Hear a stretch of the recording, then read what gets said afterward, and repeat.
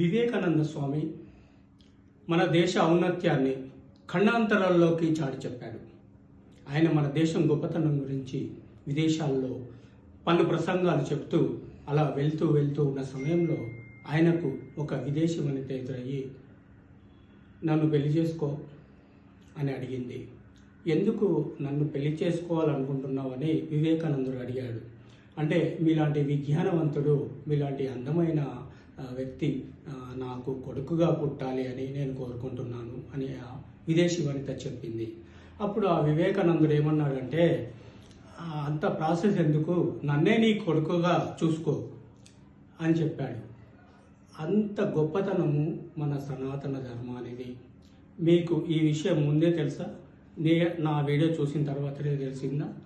ఏ విషయము మీరు కామెంట్ బాక్స్లో పొందుపరచండి.